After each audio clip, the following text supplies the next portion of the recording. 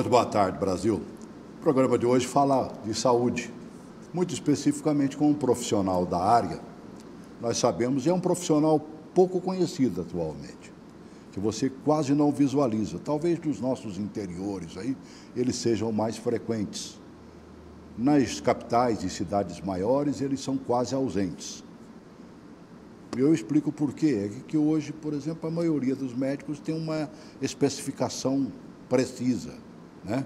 Ou ele é lá, sei lá, cardiologista, endocrinologista, ginecologista, um urologista e outros tantos que existem, e é bom que eles estejam presentes entre nós. Mas existe a figura do médico de família, que pode ser também de comunidade. E quando você vê um, você fala assim, poxa vida, você até assusta. Essa é a grande realidade. E quando você encontra com um, então, que tempos atrás virou notícia no Distrito Federal, mostrando que verdadeiramente ele é um médico de família, que ele se preocupa com a comunidade e que, se for preciso, ele entra dentro de um carro com o paciente e vai atrás de um leito hospitalar para esse paciente, é coisa de maluco, não é não? Coloca esse primeiro vídeo aí, por favor. Nós estamos mantendo ela assim, já há 6 horas, ambuzando, trocando de técnico de enfermagem. 6 horas aqui na porta do hospital de base? Aqui no hospital de base, pelo menos uns 30 minutos. Meia hora aqui, ninguém veio aqui, nada? A gente foi lá dentro e recebeu uma negativa das médicas da neurologia. E se eu soltar esse tubo aqui, olha, acabou a vida dela. Liguei na central de captação de Goiânia e aqui, infelizmente, nós não conseguimos nenhuma vaga que suporte e investigue essa suspeita fortíssima de morte encefálica. Você passou por quantos hospitais, então? Eu passei por 3 hospitais. Uma situação complicada aqui, a gente fica também bastante nervoso, comovido aqui com a situação. Ou seja, existe essa suspeita de morte encefálica, o senhor está mantendo todos os órgãos dela funcionando, esperando a ajuda de algum colega aqui dentro. Uma confirmação de um colega, inclusive dos secretários de Estado, de toda a organização de saúde, para que tenha uma referência e contra-referência clara. E não é só o caso dela. São 6 horas atendendo essa senhora, essa paciente, 30 minutos aqui em frente ao hospital de base, ninguém ajuda. Quanto tempo mais o senhor prevê aí que o senhor consegue mantê-la? Enquanto a gente tiver força aqui para ambuzar, para fazer esse movimento que você está vendo. Olha só, é complicado. O doutor Wendel chorando nesse momento, 6 horas com essa paciente, 6 horas tentando fazer o melhor que ele pôde. Uma situação dessa, para um profissional da saúde como ele aí, que lida com vidas no dia a dia, nesse momento as lágrimas caem.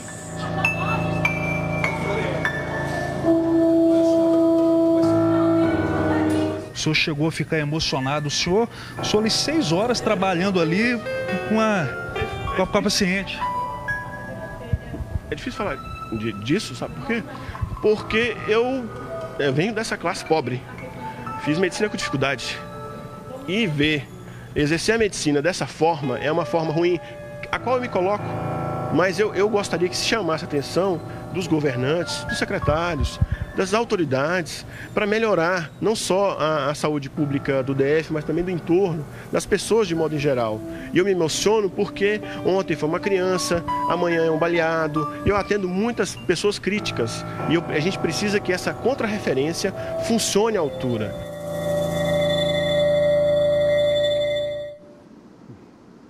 Médico do SUS, né? Recebe aquele pedido de socorro, e o socorro, se não for eficaz, conduz à morte. E eu tenho alegria hoje, depois de ver uma coisa triste como essa, porém, a ação do médico, eu tenho alegria de receber esse médico aqui. O Wendel Moreira, médico de família, hoje diretor do nosso Hospital Regional de Taguatinga, que nós só conhecemos como HRT, né? Dono dessa história de superação e tudo mais, né? Obrigado. Caramba, prazerão, viu, amigo? Prazer, meu amigo. É uma alegria recebê-lo aqui no nosso programa. É uma satisfação, né? E perceber que essa fala e que esse contexto, ele ainda permeia a saúde pública de Brasília, do Brasil, do entorno, e como é importante, né? Não só a minha atitude lá, naquela hora, naquele momento, né? Que o médico se posiciona assim, e o médico que tem amor pela profissão se posiciona assim, com certeza. E ver, né, que como precisa, né, de melhorar as gestões, que precisa desse olhar, né, humano para a saúde, e que ela precisa de recurso, que a saúde precisa do nosso olhar, não só de gestor, de usuário, da participação, precisa de transparência e precisa que as entregas feitas pelos governos sejam efetivas, né? Que se traduzam em políticas públicas de qualidade. E o SUS é um programa, um dos maiores do mundo, é um programa igualitário e que merece o nosso respeito, o nosso carinho. E muitos lutaram para que esse SUS tivesse qualidade. Copiado, inclusive, por outras nações, né? Por outras nações. Eles vêm aqui para aprender o que o SUS faz. O SUS oferece, né, da vacina ao transplante. É um sistema que ele preconiza a hierarquização, a organização, seus princípios, a equidade, é um princípio que a gente precisa trabalhar muito, que ele tem que ganhar corpo no SUS, né? E a gente percebe isso, né? Como é importante a sua atuação. E quando ele é de qualidade, quando as gestões escutam os usuários e os recursos chegam, é efetivo, né? Bastante efetivo. E hoje, Wendel, você está no Hospital Regional de Taguatinga, no HRT, que acabou de completar está completando 46 anos de idade. Acabou de completar 46 anos de idade. Eu estive na inauguração do HRT, vim fazendo cobertura lá. Que ótimo. Me lembro bem. Um hospital, né, que presta um serviço de excelência, assim, a gente tem muitos problemas, temos problemas na urgência e emergência, houve processos de aposentadoria, a gente está perdendo profissionais, né, a gente tem déficit de RH, o prédio, a estrutura, é uma estrutura sólida, de vez em forte. quando a gente vê na televisão, lamentavelmente, apresentando alguns dos problemas ali existentes, estruturais. Que não é para menos, né? Um hospital de 46 anos que, durante antigo, esses 46 anos, eu não me recordo de ter visto uma reforma digna do próprio hospital. Exatamente. Pelo movimento que ele tem ali. Exatamente. Fizeram algumas reformas no pronto-socorro, né, foram feitas, e algumas adequações na galeria, que era um problema que a gente tinha, né, que atrapalhava imensamente a gente, né, exalava o odor, tinha toda uma questão insalubre ali, que foi resolvida, mas a gente realmente precisa de recurso e a gente vai atrás desses recursos. O que você está esperando, sinceramente, como um dos diretores lá de dentro do próprio hospital? O que está precisando dentro do RH? Aproveitar para botar no trombone. Olha, eu preciso de RH, RH médico. A gente teve uma perda muito grande de RH de ginecologia, obstetrícia, da cirurgia geral, de clínica médica e da pediatria. Houve uma evasão mesmo de profissionais do SUS, uma saída e processos de aposentadoria. Então, o RH é uma coisa importante para a gente tem alguns projetos que a gente já sonha, né, que eu sonho para que o HRT tenha, um deles já está sendo materializado e concretizado, que é o da radioterapia, que vai ser inaugurado em breve, espero que no mês de março, uma obra de um ano, com 9 milhões de orçamento, se traduz em 60 a quase 100 exames por dia para tratar o câncer. O HRT ele virou uma unidade de tratamento para câncer, né, e cirurgia de câncer, em algumas cirurgias para o câncer. Então, a gente fez esse projeto da oncoclínica, né, de funcionar essa parte ambulatorial ao lado do terreno que vai inaugurar a radioterapia. Projetos para reforma do PS, que estão ali, e de ampliação de leitos de UTI. Porque que é um anseio hoje para a universidade ali, vamos dizer, para o setor, né? A somatória, Taguatinga, Ceilândia, Recanto, Riacho Fundo 1, 2, né?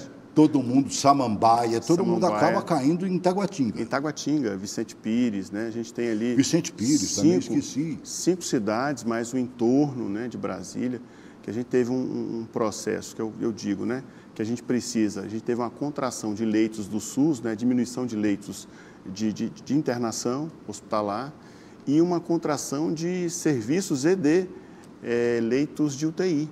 Então, a gente tem um desafio, por exemplo, hoje a gente tem um projeto de reforma de UTI, nossa UTI de adulto, com diálise, são 8 leitos. E a gente tem um projeto lá para aumentar para 30 leitos, né? Porque a população... Mais do que é necessário, ela né? triplicou. A gente vê que a própria Secretaria responde à Ação Civil Pública para poder dar essa resposta, né? De leitos de UTI que tanto falta. Isso me sensibiliza muito, né? Que a população merece todo esse serviço, essa entrega. E quem chega num hospital não vai lá à toa, né, mano? Não vai. Até Ele porque precisa. hoje, antigamente, você ainda havia uns gaiatos indo no hospital para conseguir um atestadozinho de um dia, porque faltou no emprego. Hoje não, com aquela história da fitinha ali, verde. A classificação de risco. Não é mesmo? É verdade, Mas, a classificação de risco... O que você veio fazer aqui, poxa? Logo o primeiro atendente já fala logo isso. Já né? que é o hospital ali, e existe o entendimento da população, a gente vê que ela ganha corpo, né?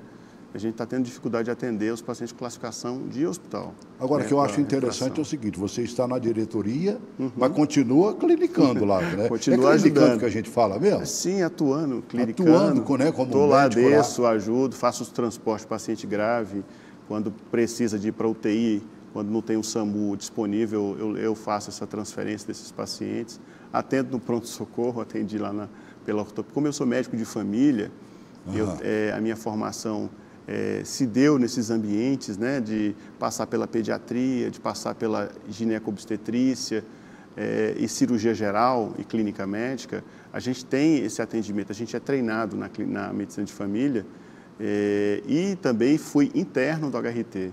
Eu sou estudante do HRT, eu passei por lá, por isso que eu... Você passou como interno lá, como interno, minhas 60, 80 brasiliense. horas. Sou brasiliense, nasci em 1977 na maternidade Dom Bosco, que era a Unimed, né, o edifício Pio 10, né? Que era a maternidade Dom Bosco. Me lembro da Dom Bosco. Do sonho de Dom Bosco já. É verdade, me lembro, eu vim da maternidade Dom Bosco. Pouca gente sabe, às vezes, que eu sou médico de família, e daí? Você sabe o que é médico de família? Eu sinceramente, tinha uma noção. Mas esse vídeo vai explicar direitinho para você. Coloca aí. Quem é o médico de família e comunidade? O médico de família e comunidade é aquele médico que se especializou em cuidar das pessoas, independente da idade, sexo ou do tipo de problema que elas tenham. Ou seja, não são especialistas em órgãos isolados ou doenças, mas sim especialistas em gente. Na medicina de família e comunidade, a pessoa é vista como um todo e não vai ser reduzida às suas doenças ou sintomas. Sentimentos e expectativas, as melhores evidências científicas, o contexto familiar e social são considerados no cuidado, para que as recomendações dos médicos sejam personalizadas e efetivas. Outra característica do médico de família e comunidade é o acompanhamento das pessoas ao longo das suas vidas e não apenas em uma consulta pontual. Assim, realizam atendimentos desde a concepção até os últimos instantes da vida. Dos seus pacientes, não conhecem somente as doenças, mas conhecem também suas casas, suas famílias, seus vizinhos e comunidade. Atendem ambulatórios, clínicas e hospitais, mas também fazem visitas domiciliares e atividades comunitárias. Achei linda a especificação. Especialista em gente. Essa aí é uma especialização boa de ter. E esse é a medicina de família e comunidade, é isso. Acompanhar o ciclo biológico, inserido no contexto, ver o doente holisticamente. Ou doente e a pessoa saudável, né? A gente acompanha o ciclo biológico da pessoa, mas aquele é um ser ontológico, um ser maior, né? Que está inserido na sociedade, que tem uma profissão, ou é estudante. Então, é bom acompanhar os ciclos de vida, né? A gente acompanha os ciclos de vida e não estagnado. E a gente acaba articulando esse cuidado. E aí a pessoa assim, tem a dificuldade, mas ele tem que saber muito, tem que saber. O médico de família tem que saber as patologias da cirurgia, patologias da otorrino. Ele acaba sendo um especialista que vai fazer uma coisa importante, que é fazer essa triagem, né? Eu vou dar um exemplo. Eu atuei em Samambaia, Sobradinho, e na Praça do Bicalho, aqui em Taguatinga, como médico de família. E as pessoas eram surpreendidas com as visitas. Mas aquele espaço da visita é o espaço que a gente identifica, né? Primeiro, né, as condições de moradia, se tem água encanada, tratada. No caso do DF, a gente, graças a Deus, tem muitas, todas praticamente 100%. Então, a gente observa os agravos, né? Os agravos ali, o fator ambiental. Coisinhas que poderiam ser melhoradas e melhorar a saúde da pessoa. Com certeza. Tipo, né, a respiração, mas você vai lá, tem um mofozinho lá, que aquilo é danado, né, para deixar a gente sem respirar direito. E a gente percebe, então, que esses processos, essas pessoas que têm atopia, rinites, no caso, assim, rinossinusites, a gente percebe lá aquele fator ambiental. Como é que o HRT está vendo e funcionando em função desse tal coronavírus? Está tendo algum tipo de preocupação lá? Tem aparecido casos? Tem. Olha, no HRT não foi notificado nenhuma suspeição, não teve uma suspeição, mas não confirmada de coronavírus, Covid-19. A gente já estabeleceu um protocolo, um plano de contingência que a Secretaria elaborou para atender esses casos, né? Primeiro recebeu ali na recepção, a triagem já vai providenciar uma máscara, faz o chamado do médico, então a gente está preparado para receber. O que a gente percebe é que a gente tem uma letalidade do vírus baixa, uma incidência e uma transmissibilidade também estão sendo controladas, vigiadas, supervisionadas. Mas no HRT não teve nenhuma notificação confirmada, não. Em Brasília, pelo que eu tinha acompanhado... Mas está preparado caso chegue alguma coisa lá? Está preparado. Nós estamos mais preocupados com a dengue, né? A dengue que Esta é a grande... Essa aí é uma... Meu Deus do céu. Pega esse vídeo, o número 6 aí, ó, mostrando, por exemplo, 11 estados que estão aí em poder de surto de dengue, inclusive nós, aqui do Distrito Federal. Coloca aí. O posto de saúde de Sarandi, no interior do estado, ampliou o horário de atendimento. Cristiana procurou ajuda. Ela está há 3 dias com os sintomas da doença. Já passei pela médica e a médica já pediu medicamento, eu já estou tomando medicamento.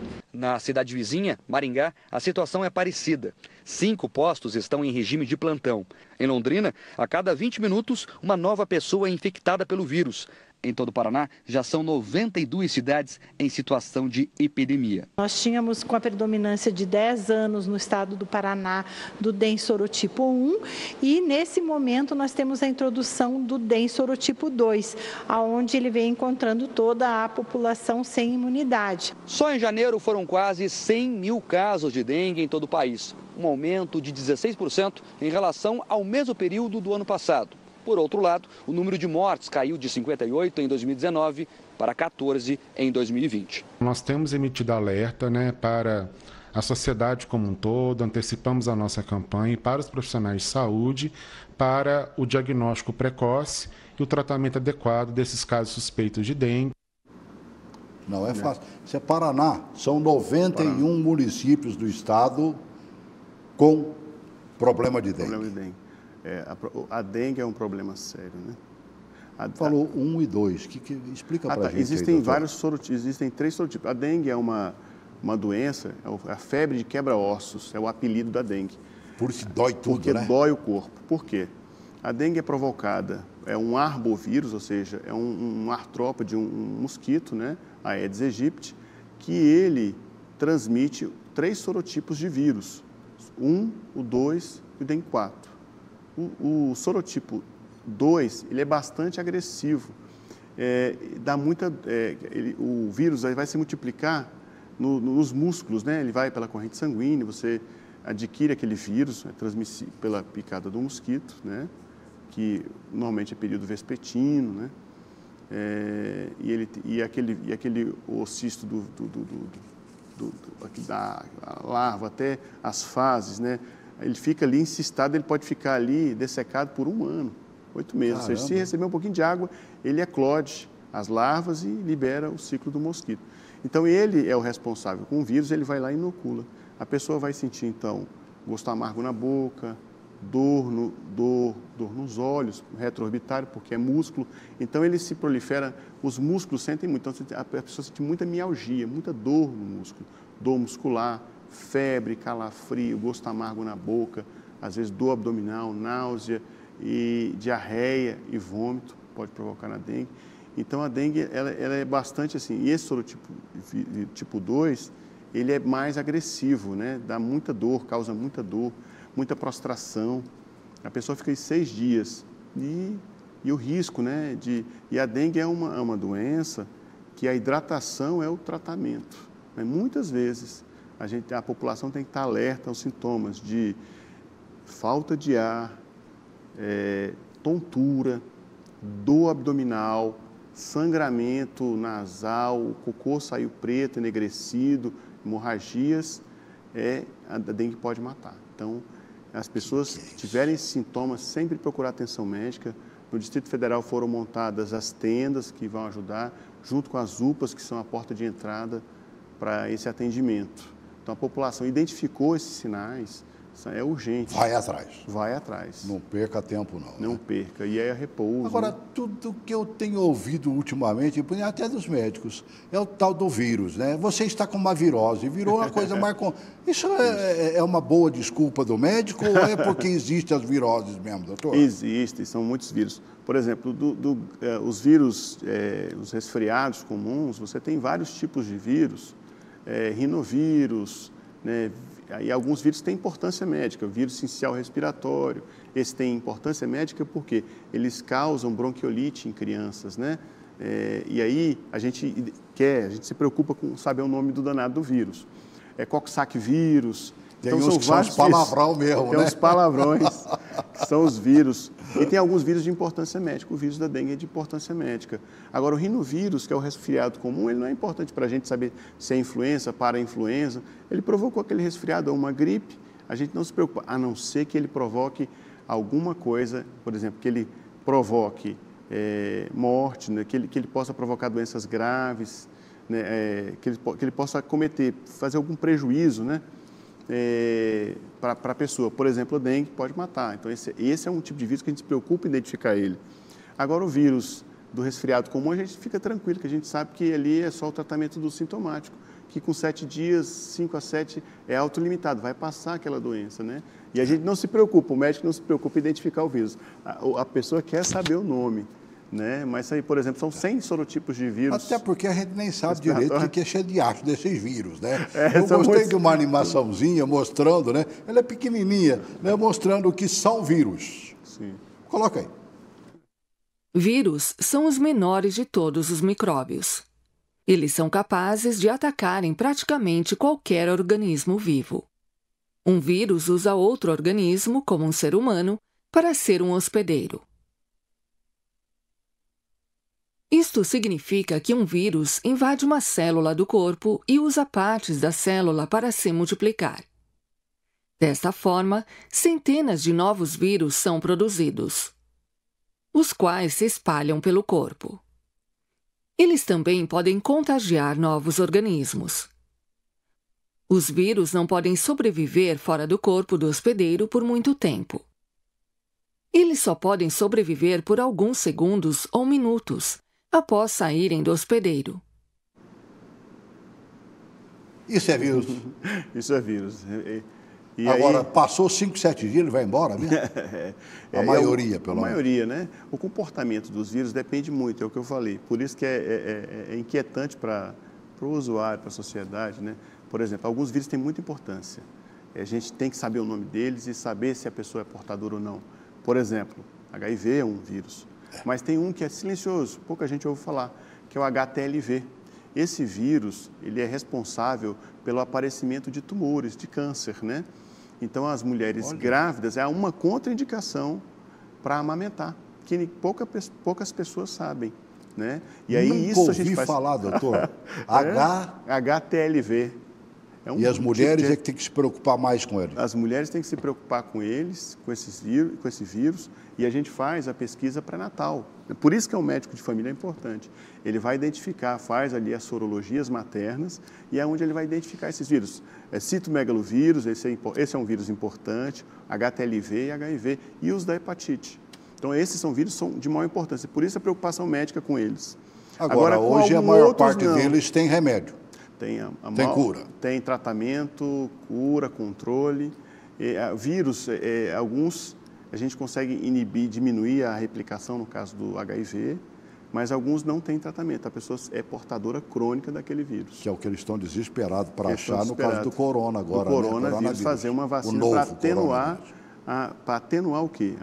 Fazer com que o sistema imunológico aprenda a dar a resposta para quando tiver contato. Para quê?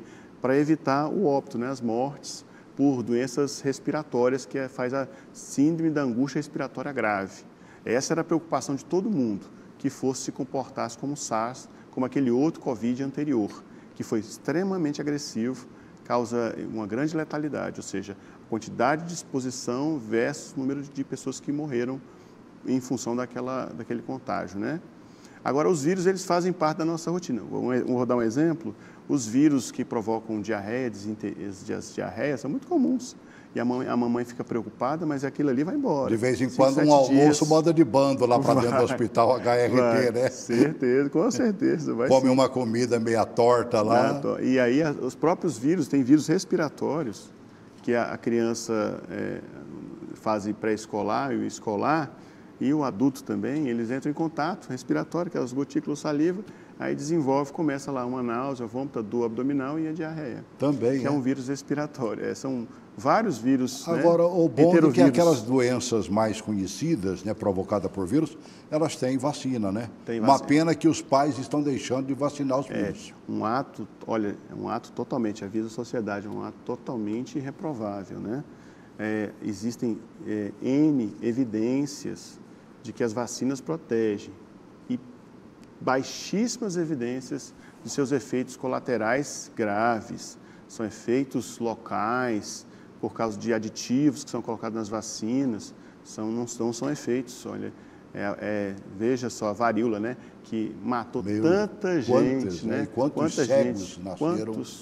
Quanto sofrimento foi trazido, e aí quando introduz a vacina, você tem um impacto de salvar vidas. Então, a imunização é importantíssima. Inclusive, vou dizer uma coisa para vocês, uma coisa muito bonita. Diga. Com relação à amamentação. A mãe que amamenta, ela vai lá, beija o seu bebezinho, ela coleta essas bactérias ou vírus, né, antígenos, que a gente diz, e processa através de seus órgãos linfóides e produz no seu leite materno o anticorpo para tirar a doença do seu bebê.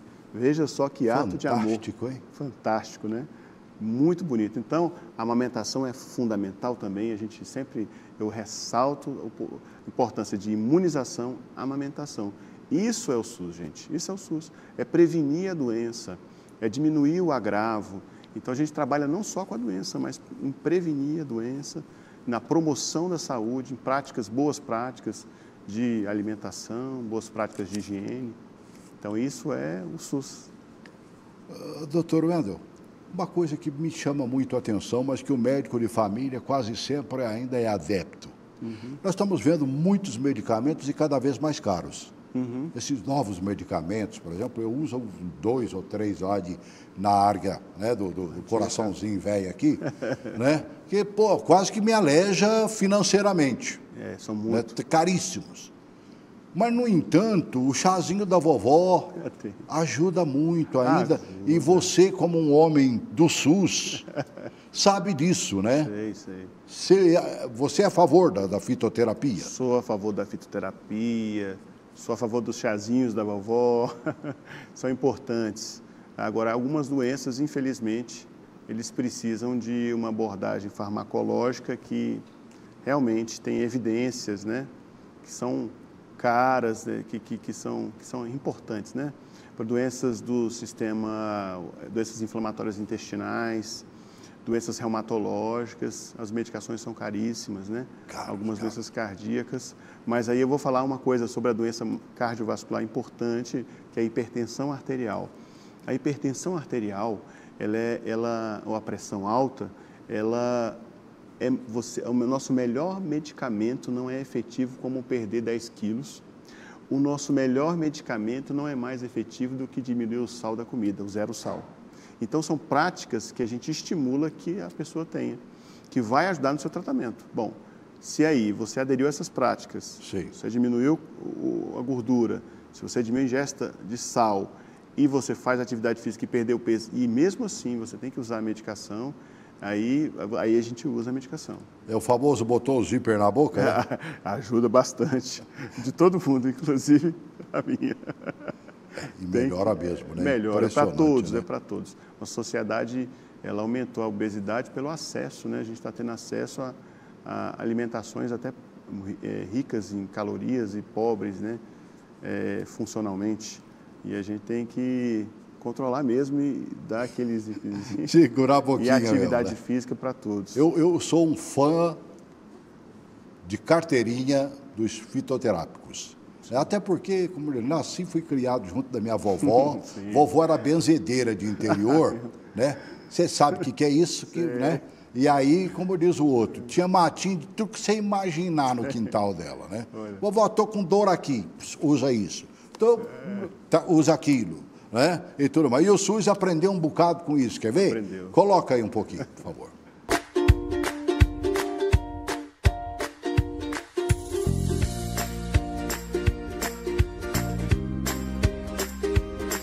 A política e o Programa Nacional de Plantas Medicinais e Fitoterápicos foram criados em 2006 para garantir ao brasileiro o acesso seguro e o uso racional das plantas medicinais e fitoterápicos.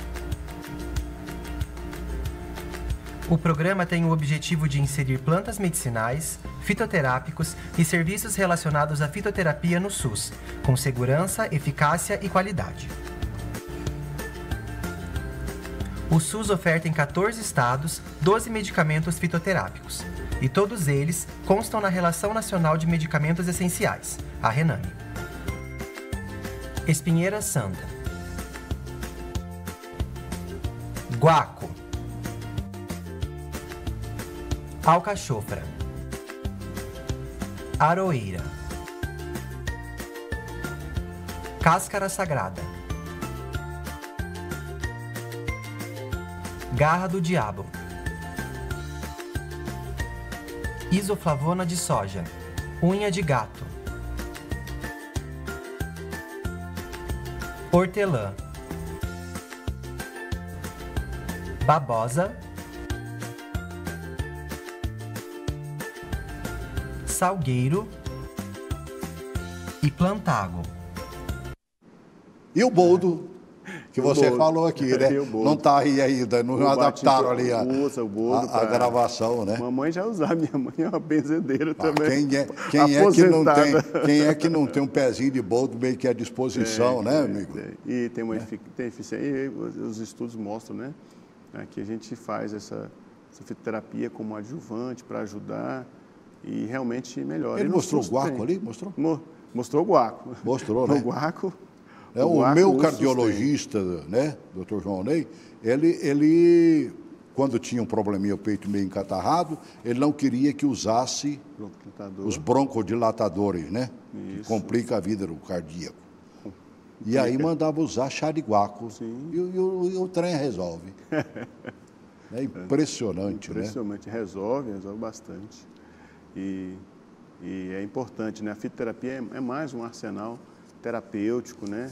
E aí você pensa num SUS que utiliza a farmacologia tradicional, a fitoterapia, a homeopatia também, o SUS tem homeopatia no SUS, e você utiliza ainda as práticas integrativas e bons padrões de alimentação, você consegue fazer com que aquele indivíduo não adoeça, né? E se precisar, eventualmente, aí a gente... Agora, sinceramente, onde é que a gente acha um médico de família? Você está lá na diretoria e também fazendo o seu papel de médico dentro do hospital. Coisa rara. Eu quero ser consultado por um médico de família. E aí? Olha. Quando? Onde? Nas UBSs, aqui na nossa região, temos mais de 34 UBSs e temos os médicos de família, né? Esses médicos de família, a pessoa que quer se consultar com um médico de família, ele pode procurar a sua UBS no seu território. Ele tem lá não só o médico de família, mas ele tem um enfermeiro, um técnico e agentes de saúde, né? Que agora, inclusive, o governo vai contratar esses agentes, vão fazer um reforço de mais de 600. E aí ele encontra, o agente vai na casa da pessoa, cadastra a família, é importante ter o cadastro. Isso está acontecendo? Acontece. Só que a cobertura no DF ainda é uma cobertura, dependendo de algumas regiões, é muito baixa. Por exemplo, Samambaia, as coberturas em locais mais vulneráveis, elas são maiores. Mas a gente está conseguindo efetivamente atender porque a cobertura é baixa, né? Se a gente aumentar a cobertura para que tenha mais de 70%, que é o que eu sempre defendi e tenho um anseio que seja muito mais, 100% seria um sonho. O ideal, né? O ideal. Mas se a gente tivesse uma cobertura mínima de 70%, Taguatinga tem uma cobertura de 50% ou menos. Então você não consegue abranger todo o território, porque o médico de família ele é territorializado. Ali é responsável por mais de sua... Aqui no DF, é onde ele se depara famílias. Com casos igual aquele que nós iniciamos o programa? Isso é importante falar, né? O médico de família está antes desse processo da emergência. Já era final ali, né? Ali já era um processo hospitalar, foi para o hospital e eu estava lá como plantonista. Mas só que ali a gente evita. Essa paciente que eu atendi, que infelizmente faleceu, que realmente confirmou morte encefálica, ela sofreu as principais causas de morte hoje no Brasil cardiovascular, cardíacas, AVC e câncer, né? E você pega essas três patologias, esses três grupos de doenças que causam esse óbito, eles são evitáveis, né? Por exemplo, se você tem um paciente com pressão alta controlada, a chance dele fazer um AVC é menor. Ele faz? Não faz. Se você tem um paciente que tem diabetes controlada, compensada, sua dislipidemia compensada, ele não vai ter infarto, você previne o infarto. E aí que está o médico de família. Por isso que é uma ferramenta boa, que quando você tem ela sempre, e muitos países desenvolvidos, como Canadá, vários países aderiram a esse tipo de modelo, porque ele é mais barato do que eu tratar a pessoa que já está com obstrução da coronária. Porque ela vai ter que fazer exames especializados, vai ter que fazer cateterismo e cirurgias cardíacas. Então, às vezes, eu estou segurando ali naquele ponto. Se eu consigo conduzir dessa forma, se o médico de família, se ele tem acompanhamento, então são poucos. Por exemplo, eu vou citar um exemplo de um trabalho de médico de família. Eu, quando cheguei no Centro 3 de Samambaia, que é na expansão de Samambaia, eu tinha 300 hipertensos, uma lista. Bom, primeiro eu vou mandar chamar esses 300 hipertensos diabéticos, para saber quem eles são. Aí eu organizei essa fila, dessa fila de 300 eu tinha de verdade 180 aproximadamente. Desses 180 trocavam a receita. Aí eu comecei a fazer as palestras e pedi para que eles preenchessem uma ficha, que a enfermeira preenchesse essa ficha com, a gente chama de score de Framingham, para eu saber quais daqueles tinham grande chance de fazer infarto e AVC. E aí nesses eu me concentrei. E aí, para minha surpresa, eu peguei ali uns 10 que tinham uma carótida obstruída, foi fazer a cirurgia. Sim. Então, não teve o AVC. Eu peguei uns 5 que eram para fazer revascularização cirúrgica, ou seja, tinha que fazer cirurgia cardíaca antes de ter um infarto, porque ele tinha obstrução coronariana. E esse é o trabalho importante que a medicina de família vem fazer. E as pessoas entendem pouco. Ou seja, eu peguei aquela lista que eu tinha, aí falei da importância de se alimentar bem, da questão ambiental, de não beber, não fumar, e aí abordando isso, e aí peguei aqueles que realmente tinham risco e atuei naqueles ali. Os outros trocando a receita, observando e fazendo avaliações seriadas. Você citou aí a pessoa que tem problema de pressão alta e que é diabético. Uhum. Isso já é uma consequência? É o que provoca maior mal-estar? Sim, é o mais, assim, pressão alta e diabetes são patologias extremamente que provocam sequelas graves se a gente não fizer um controle. Por exemplo, o diabético, se tiver controlado, compensadinho, se tiver controle da diabetes, ela é uma doença como outra qualquer. Ela não é um monstro, mas se a gente não controla ela... Sobe, desce, arrebenta, né? O sobe, desce e arrebenta. Mas o pior é o sobe. O sobe e que não tem controle, esse é pior.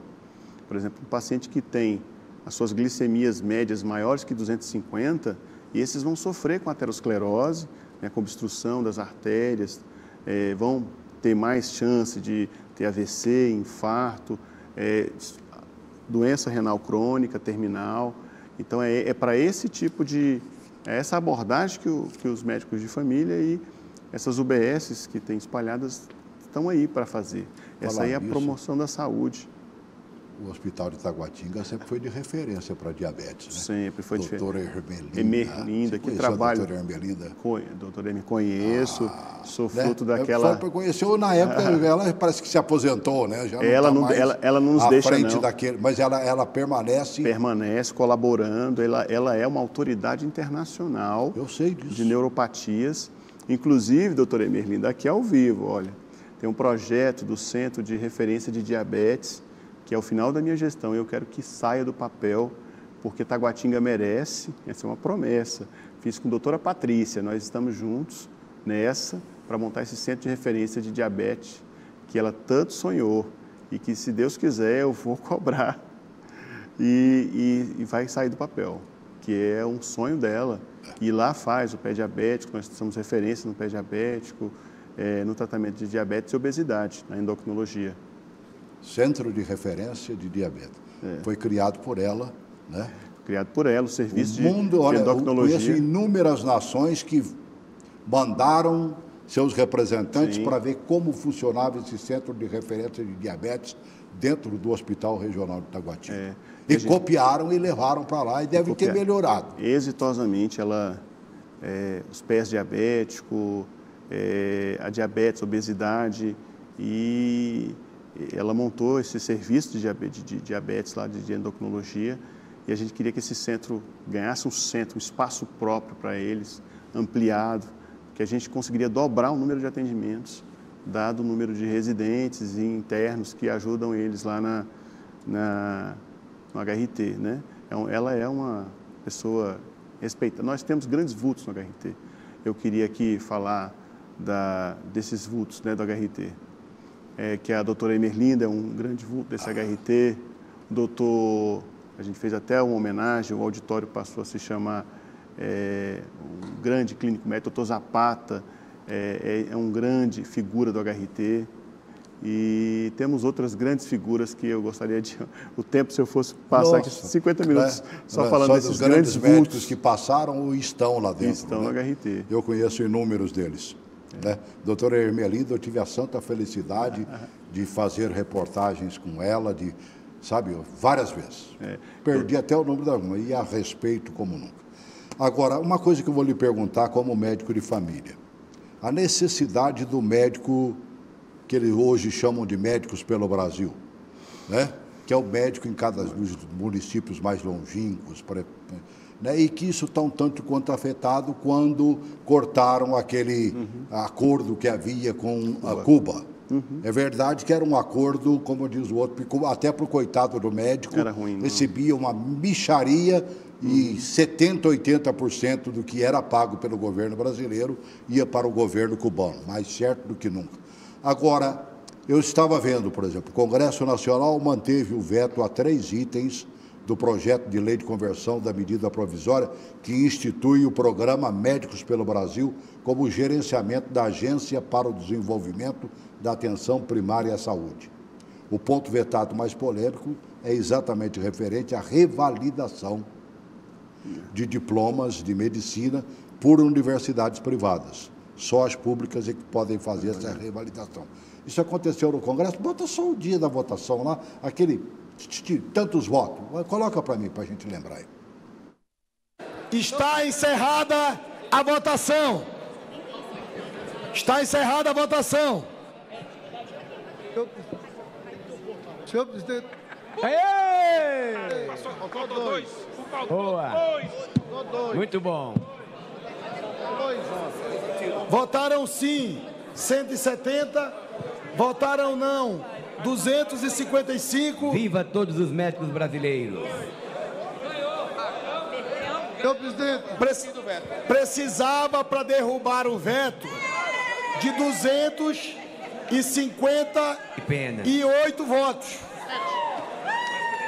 Com 255 votos, o veto fica mantido. O veto veio para que não haja revalidação de quem se formou no estrangeiro, né, em particulares. Por que isso acontece? Você tem uma noção? Olha, Os particulares facilitam? Porque dá a impressão que sim, né? Para votar esse negócio aí. Eu vou fazer aqui o papel, né? Eu acredito que as entidades privadas, elas têm a capacidade de fazer essa seleção, fazer o revalida. Sérias, né, muitas sérias. Eu vou dar um exemplo aqui do Distrito Federal. Nós temos a Católica. A Católica é uma grande faculdade aqui do Distrito Federal. A gente tem as públicas, a ESCS, a Escola Superior de Ciência da Saúde, a UNB, e tem as privadas. A Uniplac melhorou sua estrutura, o Uniceub vem investindo. Eu acho que, se tiver critérios de fiscalização, ela pode ser feita por qualquer. Centralizar um revalida, e lembrando, né, que são muitos brasileiros estudam fora pela dificuldade de fazer medicina aqui. Não são só estrangeiros, são os nossos, não só estrangeiros, são brasileiros. Eu acho que pode ser feito um critério, né? O perigo, eles têm o medo, né, que seja feita de qualquer jeito, mas para isso que existe o Estado. O Estado é aquele fiscalizador. Agora, o que nós precisávamos era estar com esses médicos agindo e trabalhando e aceitando ir lá para os Cafundó. Para onde ninguém quer ir. Lá onde o vento faz a curva e que onde ninguém quer ir. É onde nossos irmãos cubanos estavam. Eu tive a santa oportunidade de conhecer vários deles no sul do Piauí. Praticam a medicina com o mesmo amor que você tem por ela aqui no Distrito Federal. Eles chegam na frente, são amados pela população. São amados. Tiraram os médicos, né, das regiões indígenas. Aumentou escandalosamente o número de crianças mortas dessas regiões. Nós precisamos voltar a ter realmente. Tem o nome que tiver. Olha, os Médicos pelo Brasil é uma iniciativa importante do governo federal. Tem que tramitar e andar e ser o mais rápido possível. Porque o médico, ele estando ali, ele reduz, esse profissional, ele reduz a mortalidade porque ele vê os agravantes, né, os agravos. Os cubanos, é uma coisa que eu sinto, até que eu converso muito com meus colegas, que a população mais sente saudade dos cubanos é a educação, é a amizade, é o vínculo que ele faz, é olhar no olho do paciente. Os médicos, infelizmente, no Brasil, essa é uma crítica que eu faço à minha classe. Nós temos que olhar mais, voltar a olhar para o doente, apertar a mão do doente, saber o nome do doente. Isso é fundamental do paciente. Ele está ali, o ser humano. Colocar ali, isso é uma crítica que faço para a nossa classe, que a gente tem que melhorar nas faculdades públicas e privadas. Na minha, graças à ESCS, tinha esse olhar, porque a gente era inserido na comunidade desde os primeiros semestres, te aprendendo ainda as Você fez então esta aqui, que pertence ao governo, né? Saúde, a iniciativa do grande doutor Frejá. Frejá, meu irmão querido. Outro vulto, outra pessoa que contribuiu. E ele botou o cidadão na prática e no aprendizado ao mesmo tempo. Dentro do primeiro semestre. Primeiro semestre, você já ia aprender a limpar o material lá, né? Os pacientes perguntam, e o meu filho, eu não sei muita coisa, mas aí ele se colocava como ser humano, como informante, pessoa às vezes com baixa escolaridade, não entendia muito bem a receita, o que o médico disse, traduzia ali o que ele entendia. Isso é importante frequentar e estar a gente chamava de interação ensino-comunidade, né? E a gente chamava de IESC. E até hoje existe. Nos primeiros semestres a gente já vai lá para aprender o quê? Sobre imunização, sobre o programa SUS, sobre como funciona a legislação do SUS, a Lei 8.880, a Constituição, nesses aspectos. E é importante. Agora, o brasileiro tem que perder a mania de só ir no médico quando não aguenta mais, né? Para a gente arrematar, deixa um recadinho para esse povo aí. Olha, né? É importante, cuide-se. Você é importante, você tem que se cuidar. Procure um profissional médico, não fique com vergonha, acanhado. Tente abrir seu coração para o médico, mesmo que ele não queira ouvir, faça-se ouvir. Diga para ele, doutor, eu tenho isso aqui, assim, assim, assado, e conte tudinho. Se for preciso, anote no papel, porque é muito importante. Muitos casos de pessoas que estão com câncer coloretal, às vezes ele está ali com sangramento há dias e ele não procura atendimento, fica com vergonha. Dores abdominais, pessoas sentem dor abdominal, não, depois eu vou. E aí descobre que é uma patologia, infelizmente, terminal, que a gente pouco tem a acrescentar e ajudar. Então é importante.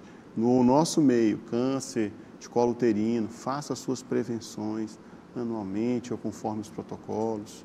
Mama, autoexame para todas, tá? É muito importante. Se a gente correr atrás antes que aconteça, é bem melhor, né? Bem melhor.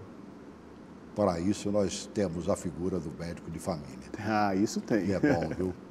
E... eu me lembro dos médicos da minha terrinha, cidadezinha pequenininha, né? Mas você lembra o nome de todos eles, porque, como diz o tinha lá doutor Jacó, cuidou da vovó, cuidou do papai, cuidou da mamãe, cuidou das minhas irmãs mais velhas, cuidou de mim, cuidou da minha irmã mais nova. Olha, né? Essa é não a tenho figura. Notícias dele ultimamente, mas se abusar ainda está vivo lá, como diz o outro, cuidando de todo mundo. Cuidando de todo mundo. Conhecendo todo mundo, pegando na mão e emprestando o ombro ao amigo, que ajuda a sarar. Ajuda. Isso é terapia. A fala do médico é terapêutica. Quando você encontra aquele ambiente, até para as doenças psiquiátricas, que a pessoa está com depressão, ela encontra uma fala positiva, que é uma fala terapêutica, a gente fala. Uma fala que ajuda, que trata o doente. Né? A pessoa está triste, desmotivada, desempregada. O médico é esse elemento motivador para a transformação da pessoa. Né? Então, é esse o Dr. Jacó aí. Tá Esse aí era médico de família das antigas. E o Dr. Wendel, que eu estou conhecendo agora, né? E vou correr atrás, tá vendo? Obrigado por ter vindo, viu? Mas foi uma alegria conhecê-lo. Já era seu fã dessa matéria que a TV Record fez, né, na época, e eu acompanhei. Falei, mas que médico corajoso. Esse é atencioso para com a comunidade, realmente. É isso. Meu Deus. assim Que você consiga no HRT obrigado. Evitar que isso aconteça. Sabe? Isso é importante. Que ele seja a porta aberta que foi desde o princípio. Nossa, isso é que é minha saudade. E que curou tantos amigos, que fez cirurgias em tantas pessoas que eu conheço e que passaram grandes por cirurgiões, ali. doutor Taíra, Evanildo, tantos cirurgiões, doutor Guidu, tá famoso. Obrigado por ter vindo, viu? Sucesso. Obrigado. Que Deus te acompanhe sempre. Amém. Procura um médico de família. Se não tiver, bota a boca no trombone. É ano eleitoral, chega lá no prefeito do município. Foi prefeito, o senhor quer se reeleger ou quer eleger o seu indicado e não traz médico para nós? Onde é que está o Médicos pelo Brasil, que é o antigo Mais Médico? Vamos trazer esse povo para trabalhar aqui e cuidar da população. É ele que chega perto, é ele que te conhece. E passa a te amar, inclusive, acima de tudo, e te respeitar e te quer sadio. Grande abraço.